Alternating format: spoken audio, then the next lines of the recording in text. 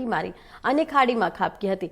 કારમાં એક જ પરિવારના 4 લોકો ફસાઈ ગયા હતા। જોકે સ્થાનિક લોકોએ તાત્કાલિક સ્થળ પર પહોંચી કારમાં ફસાયેલ પરિવારને બચાવ્યો હતો। બનાવની વિગત મુજબ સુરતનો એક પરિવાર દાહોનું મહાલક્ષ્મી માતાજીના દર્શન કરી પોતાની આર્ટિકા કારમાં ઘરે પરત ફરી રહ્યા હતા। કાર વલસાડના ડુંગરી નજીક અમદાવાદ મુંબઈ નેશનલ હાઈવે પર બાલાજી કંપનીની બાજુમાં આવેલ બામ ખાડી નજીક પહોંચતા કાર ચાલકે સ્ટીયરિંગ પરથી કાબુ ગુમાવતા કાર બામ ખાડીમાં ખાબકી ગઈ હતી।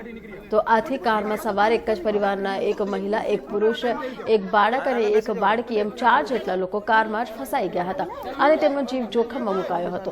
જોકે ઘટનાની જાણ નજીકના શંકર તળાવ ગામના પૂર્વ સરપંચ રાકેશ પટેલને થતા ગામના શિવશક્તિ યુવક મંડળના યુવકો તાત્કાલિક સ્થળ પર પહોંચી ગયા હતા અને કારનો કાચ તોડી કારમાં ફસાઈ ગયેલ પરિવારને બહાર કાઢ્યા હતા।